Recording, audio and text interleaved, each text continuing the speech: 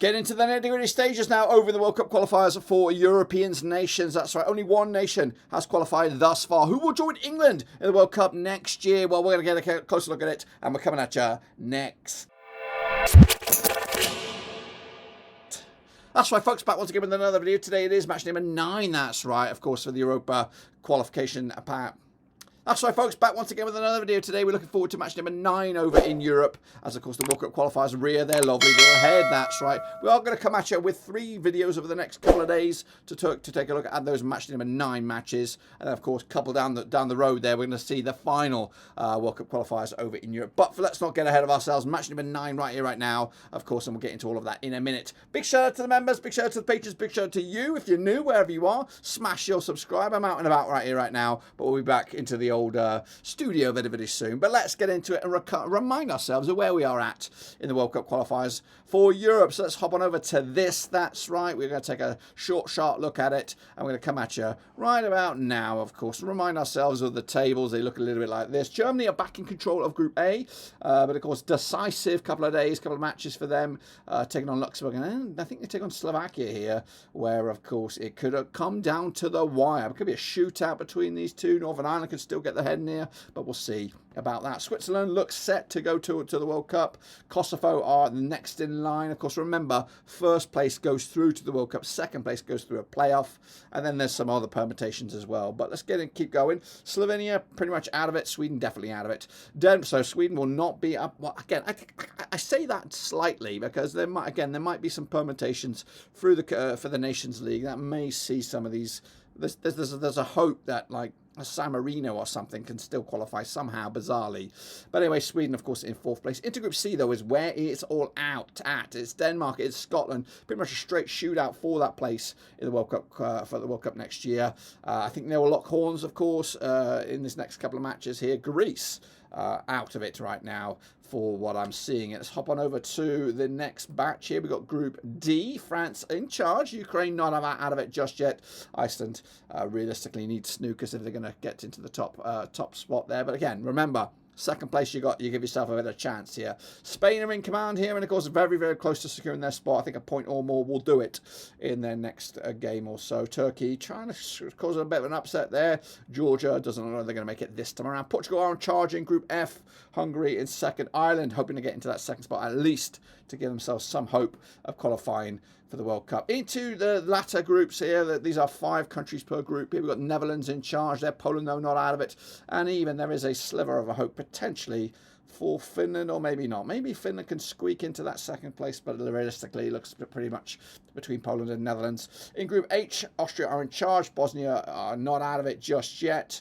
Romania may also cause a bit of an upset towards the back end. Another shootout here in Group I, Norway and Italy in command. Of course, Norway have the upper hand with that victory over Italy in the first time encounter, but again, they will meet very soon. Goal difference is very much in favour of Norway, so even if Italy do beat Norway, I think goal difference is going to put them in a bit of a pickle here, so they're going to be hoping for some upset in their other match. Moving forward, Belgium in charge in Group J, but they're not out of it yet. Wales and North Macedonia are trying to squeak in there and upset the Belgians. Meanwhile, England are there. They secured their spot, 6 wins out of 6. Can Albania or Serbia guarantee that runners-up spot? And then Croatia in charge in Group L. Czechia are also closing in on them.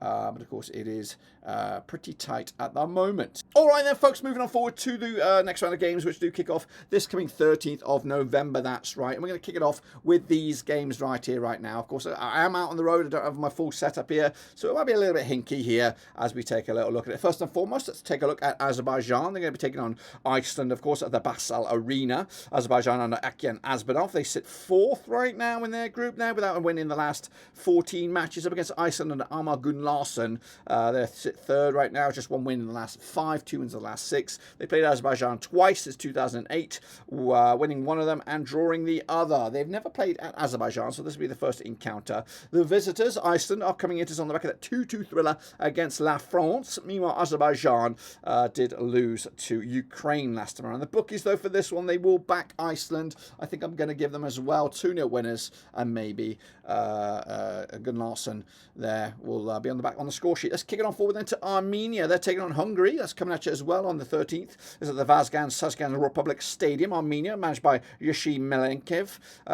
Taking on a Hungarian side, managed by Marco Rossi. Still, the Hungarians are second over in Group F right now. Just one defeat in the last 5. Taking on Armenia's side, just one win in the last 6. Now, these two nations have played twice since 2004. 2 wins out of 2 for Hungary. Both of those games have been in Hungary. They've never played in Armenia, so this is the first encounter for them on that turf. Meanwhile, Armenia on the back of that 1-0 loss to Ireland. They haven't scored a goal in the last 2 matches. Hungary on that back of a cheeky 2-2 draw away to Portugal. The bookies, though, will back Hungary for this one. I think I will as well.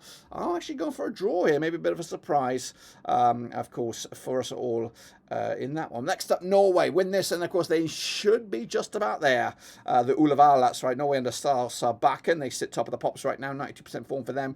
Beaten in at least the last 6, winning 5 of the last 6. Up against Estonia side, Jürgen Henn is the coach. They're 4th in the table. Winless in at least the last 6. They have played Norway 4 times since 2005. 2 wins Norway, 1 win for Estonia. There's been 1 draw between these two sides. They last played in Estonia. It was in the World Cup Qualifiers. Last time around, it was a 1-0 win for Norway way back in June 2025.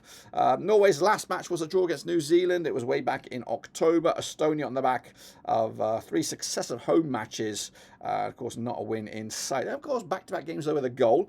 Coming into this, though, Norway should win this game quite comfortably. Of course, they've been free scoring in the qualifiers. I've gone with a 4-0 win here to take them to the house. Let's go to England then, shall we? So they take on Serbia, that's right. Coming at you. This is going to be at Wembley, that's right, as Thomas Tuchel's boys, top of the pops. They've qualified. They might mix it up a little bit here with the players. 4 wins on the bounce, just 1 defeat in the last 6. Up against Serbia and Veljko Panjuvic coming into this on 58% form, winning 2 and losing 2 over the last 4 matches. This is 3rd. They've played England 3 times since 2003, and England have won each and every one of them. 2 of them have been in Serbia, including the reverse fixture way back in September this year. It was a 5-0 win for England. Quite an impressive display there. Haven't conceded a goal in the last 4, have England. Of course, and they've scored, what we're looking at here, 15 goals in the last 3. Serbia are on the back of a win over Andorra, but the bookies definitely back England. Serbia. Damage limitation right now. 3-0 win for me for England on this one. France. They're taking on Ukraine. That's coming out to the Parc des Princes. That's right. France under Didier Deschamps. This is probably his last tournament if they can get there, of course. You would think Zinedine Zidane is coming in here. 75% form for them. Unbeaten in the last 5. They won 4 of the last 5. Taking on the Ukraine side under Sergei Rebrov. Just 1 defeat in the last 5 themselves. They sit 2nd, of course. Have got their own aspirations to make in the World Cup themselves. They played 13 times, these 2 nations, since 1999. 7 wins for France, 1 win for Ukraine. There's been 5 draws. They last played, of course, over at France. It was a 1-1 draw way back in March 2021. The Ukrainians are on the back of that 2-1 win over Azerbaijan. Last time around, the French could only draw with Iceland. The bookies for this one, though, they'll back the French. I'm going to back the French as well. 3-1 win, quite easy in the end, and should maintaining their top of the table status. The Irish, though, they're taking on a Portuguese side of trying to get there. And Roberto Martinez, Helmer Helgramerson for Ireland. Of course, the coach, just 1 win in the last 6. They sit 3rd with 4 points up against the Portuguese, who are top with 10, and they've won 5 of the last 6. They're on 92% form and have played the Irish 8 times since 1995. 2 wins for Ireland, 5 wins for Portugal. There's been 1 draw. They last played, of course, the reverse fixture. It was a 1-0 win for Portugal way back in October this campaign. They last time they played in Ireland, it was a 0-0 draw way back in November 2021. The Irish last victory against the Portuguese was way back in February 2005, and they're coming into on the back of that 1-0 win over Armenia. Portugal could only draw with Hungary, which we did mention earlier. The bookies, though, they will back Portugal for this one. Of course, they will. It's going to be a tight game, this one. It really is, but I've gone 3-1 win Portugal to flex their muscles. Then we go to Moldova as they take on Italy. That's right. Italy must win, of course, under Gennaro Gattuso.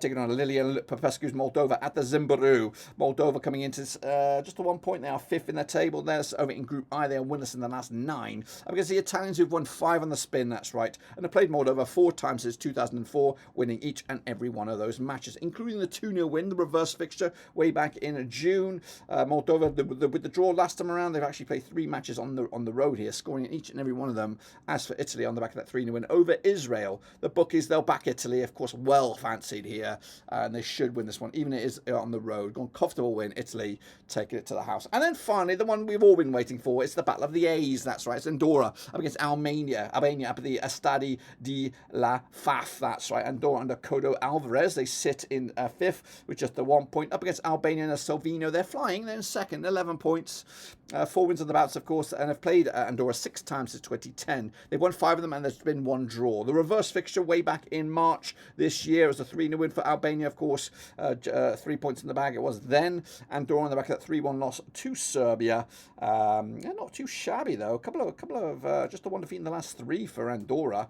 Meanwhile, Albania on the back of that 4-2 win over Jordan. It was a friendly. Their last competitive game was a 1-0 win over Serbia. Big win it was indeed. Of course, in England's group in K. They should win this one quite comfortably as well. Going to go Albania 2-1. Maybe a bit dicey in the end. But that, my friends, is what I've got for you right here, right now. Of course, it is a jam-packed week of action. Of course, double matches, of course, VIP, all that kind of good stuff. To see you go through to the World Cup, of course, don't forget, we're going to have the World Cup draw on the channel in December. So come in and enjoy it with us to see who will play who and where. That's right. So anyway, until then, subscribe, smash the like. We'll see you soon, whenever we are. But I'm done.